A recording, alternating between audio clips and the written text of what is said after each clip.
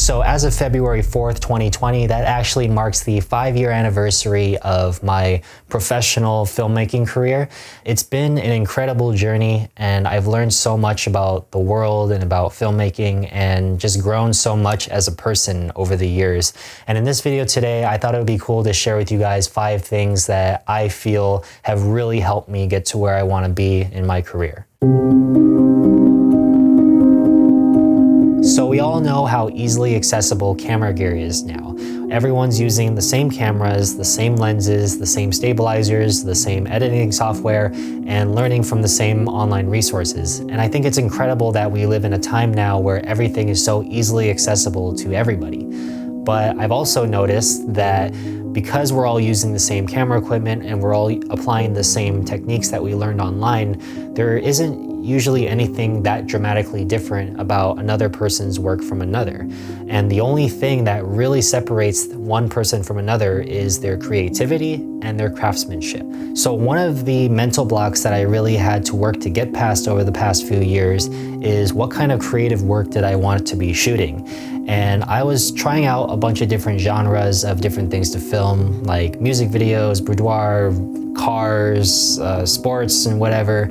And they were all things that were fun to do in the moment, but for me, they weren't things that I was very passionate about. And because I wasn't passionate about it, it lacked a personal investment into the work. And the main reason why I was shooting all these different things that I wasn't particularly interested in was because they were things that were kind of trendy in a way. And I felt that following these trends would be a way of helping me move more forward. But what I noticed is that because I lacked personal investment into these things, because I wasn't passionate about it, it actually stunted my growth. For me, shooting skateboarding was something that I did not care if I got paid to do it or not. I didn't care if I had to drive miles away to a shoot location. It was something that I just loved to do just for the sake of doing it. And because I was doing something more passionately without having some sort of end goal or destination in mind, that's when everything changed for me.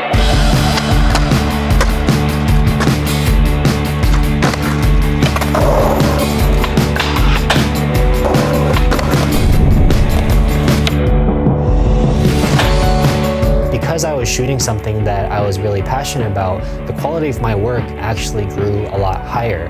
I was a lot more mindful of how I was shooting it, a lot more mindful of how it was edited together. As a whole, I just wanted it to be really, really good, because to me, like, if this is something that I'm passionate about, it's something that when I present it to the world, I want it to be as good as it can possibly be. Because of the footage that I was putting out, when the right people saw it, I ended up working with some of the biggest clients that I've ever had in my life. And that's how I actually got into shooting comedy videos, which is probably the second thing that actually I was very passionate about. Fast forward even more, I got hired to shoot a video for a jewelry company. The ad campaign that they wanted was just a skate video. And they hired me specifically because they saw that I was using more production level quality equipment, and I was shooting skateboarding, and I was able to shoot the footage in a way that looked very ad friendly. If I had just invested my time and money into more equipment, then I would be spending more time paying off the debt that I created for myself than going out and being an artist. The thing that benefits you most in the long run is your capability to create something cool. And in the grand scheme of things, people care so much more about what you're capable of producing as an artist as opposed to how expensive your toolbox is. Filmmaking requires that everybody that is a part of a film brings a piece of their artistic selves to the table. And there's so many moving pieces that go into making a shot look good. There's the director, the DP, the actors, the sound guy, the lighting guys, the set designer. There's so many different pieces that go into it. And even in films that are outside of like narrative filmmaking, like in skateboarding, you can't really have good skate footage unless the filmer is really good and the skateboarder is really good. You can't really have a good movie if there isn't cinematography that is complementing the acting very well. if you're shooting dance videos. It's not gonna look good if the cinematography sucks and the dancer sucks, or if one is better than the other. It takes this team effort of two different talents to come together and make the footage a beautiful piece of art. So creating an environment where everyone could come together and help each other and be friends and collaborate together. We all grow as people and we all grow as artists in those types of environments, where I've seen over the years that people that are a little bit more self-centered and make it more about them, people are going to be a lot more rigid when it comes to working with that person, because if I can't come and bring a piece of my artistic self to the table and all I have to do is follow orders, then it's not going to be that fun for me or the person that's doing it. It's just going to feel like a job. And we're doing this because we don't really want to work real jobs. Like, we're doing this because we want to be expressive and we want to work with other collaborative people. And it's very important to create an environment like that so that other people can thrive.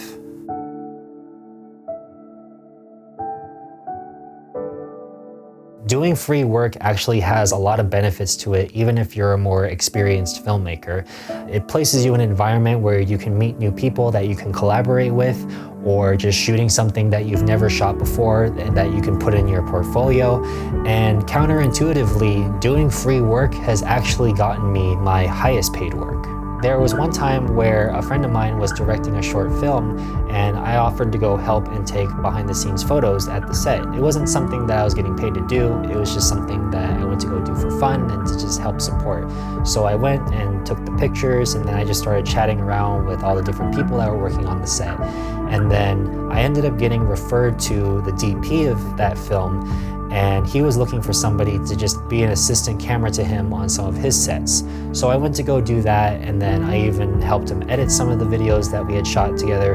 And one day we were chit-chatting and I ended up showing him my reel. After that point, he, instead of bringing me to be his assistant, he would actually go send me to go do DP gigs that he wasn't available to do or that he was just outsourcing to me. And that actually led me to shooting celebrities, influencers, big entrepreneurs, and doing travel work. And all of that came from just doing a freebie little gig that I was just doing for fun. There's a lot of controversy behind the topic of working for free. People say like, oh, you should never work for free. You should always charge something, and you should always like know your worth. You shouldn't undervalue yourself. I totally agree with that, 100%, but it's not going to work every single time. Like, when you're charging for a service, charge what you need to charge. But when it comes to networking and advancing your opportunities and meeting new people, doing free work is one of the ways to do that, especially if it's a collaborative thing. It's a gamble to work for free, and only you can really judge for yourself whether you think a free job is going to be worth it or not. But I can 100% guarantee you that it is going to be worth your time. Even though you're going to put a ton of effort into something and probably get very little to show for it, or you're going to work so many of those free gigs to the point where you question whether it's actually worth it to be doing that or not. But I can assure you that every free gig that you do, every new person that you meet, every new thing that you create out of those jobs is just little baby steps that's bringing you closer and closer to your future goals. Hustle is a very common word that's tossed around nowadays in the artistic entrepreneur space. We all know this, and there's nothing wrong with putting in tons of hours into your passion or into your business. But one of the mistakes that I made while doing this was pushing myself to the point to where I just burnt out.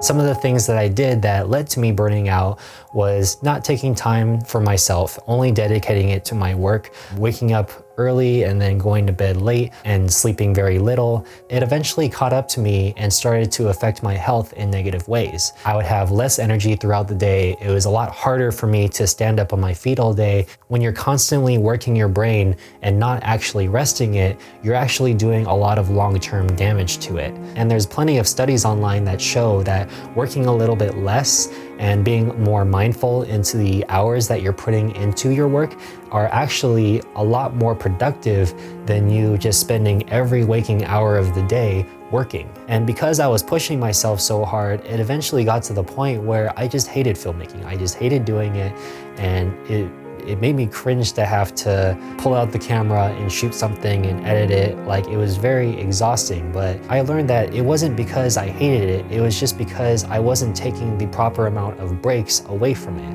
And I've learned that when you spend time away from it, just go outside, like go experience life a little bit, go hang out with friends or do another hobby that you have. Just in general, spending some time away from it is actually a very effective use of your time. The one thing that I really hate about the hustle culture is how you're basically being told, like, you need to be spending every waking moment of your day working on your business. And there's nothing wrong with that. That's what I did for the past few years, and it helped me really get to a place that I wanted to be with my work, and I'm very happy about it.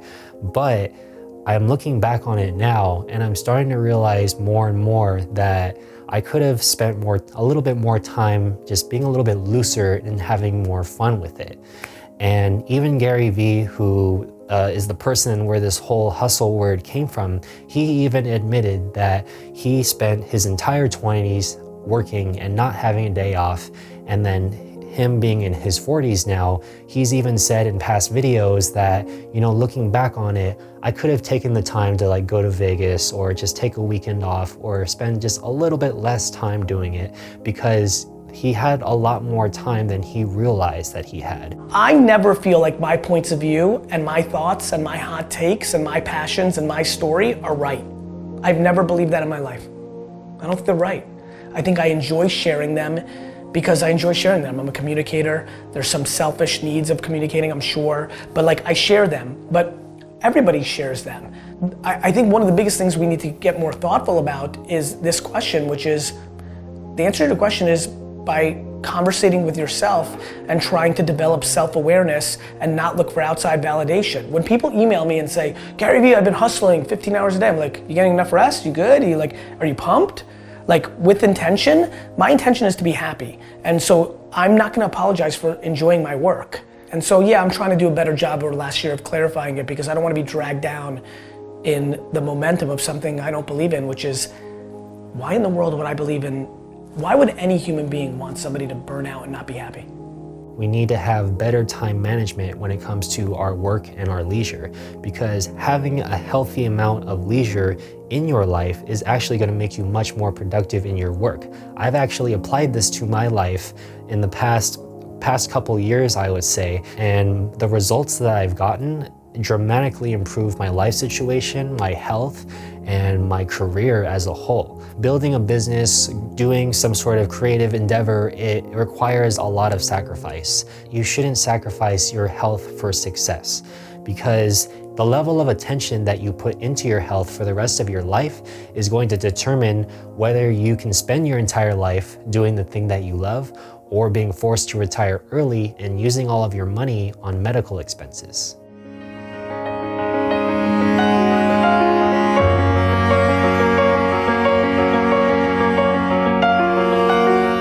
When I was putting all of my attention into making it, it tricked my mind into thinking that I had nothing at all. And it made me make decisions that I felt were going to fast forward me into this whole imagined destination of make it land. So instead of focusing on trying to make it, I've learned that taking your eyes off that prize and taking your eyes off of that finish line, taking your eyes off of this destination that we all want to be at, has actually helped me dramatically. Because now, instead of focusing on this imaginary destination that I've created for myself, now my focus is just directed into my work. Like, what do I have to do to create a good life for myself? What do I have to do to be the best that I can possibly be? And it's very liberating to think this way, because you stop getting caught up in all of the status-driven things. You stop getting caught up in the following and in the likes and the subscribers and the views. Like, you start focusing on what actually matters, which is just the work itself. And when you focus on the work itself and you focus on building your craft without the desire of being in this position of you made it, that's when the quality of my life, the quality of my work, and just my overall well-being was actually improved. And it was as simple as just redirecting my focus away from something that's very shallow and towards something that is a lot more personal. And I just feel like I'm more real with myself and more real with the people that are around me, because I'm not so focused on like what people think or like what people think of like what my status is. Like I just learned to just present myself as just a person that is doing this creative work and is just trying to navigate the trenches just like the rest of us. One of my all-time favorite skateboarders, his name is Rodney Mullen, and he was actually interviewed on this show called Impact Theory with Tom Bilyeu. And what he said in that interview was honestly just one of the most beautiful things I've ever heard in my life. And I loved it, hearing it so much that it's become my life mantra. But ultimately, it just goes out there. It's just what you do. You just become one with that. I think that's been a key for me of why I've been able to sustain this fire that's so seemingly easily quenched, you know? And so when I see people who have had success, I see boredom for the most part in them. And then I see a tombstone. And circling back to what trophies and those things represented, right? Feynman, great physicist, said that the Nobel Prize would be the tombstone on all great work. Just look at it. I haven't done a study of Academy Awards, right? But usually when you get what you thought you wanted, fire goes away. So if there's anything, just find joy in what you do for the sake of it. And then recognize how you're being shaped in the process. And hopefully you become a better man through it, you know?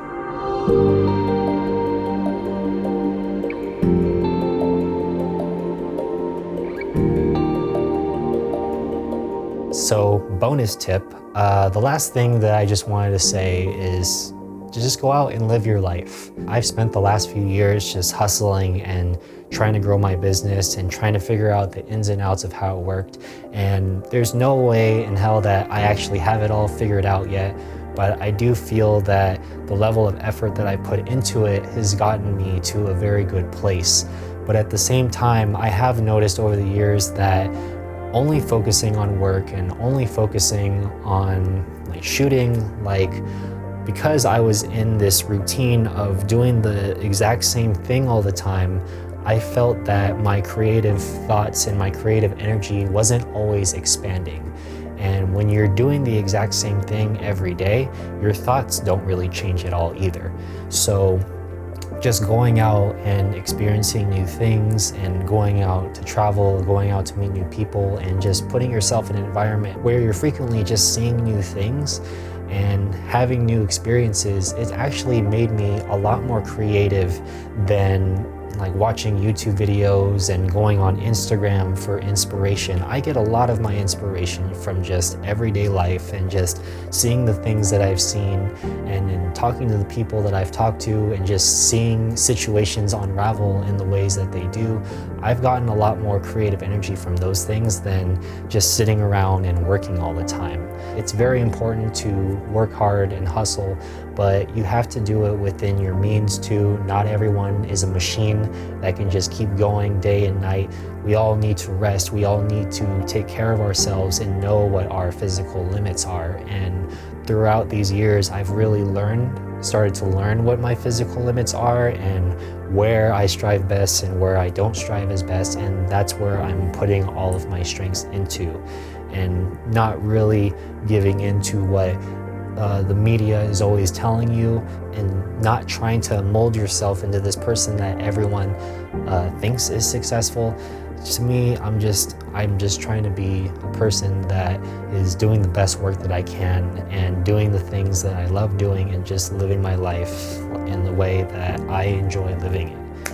And basically what I'm trying to say is, if I were on my deathbed when I'm like 80 something years old and looking back on my life, if I looked back on it and just saw that all I did was spend time working instead of going out to enjoy it, I would really regret it. And honestly, life isn't just all about work. Work is very important. Yes, it's a huge aspect of life. It's a very important aspect of life, but it's not the end all be all of life. Like, you need to have this healthy balance of work and play. And lately, I've been learning to incorporate play into my life a lot more. And, you know, counterintuitively, I feel that it's improved my work by so much. I'm really grateful that you guys took the time to watch this video. If you made it to the very end here, I really appreciate you dealing with me for the past however long this video is. But thank you. Thank you for watching, and I just hope to continue to do this for the rest of my life. And see you guys later. Peace.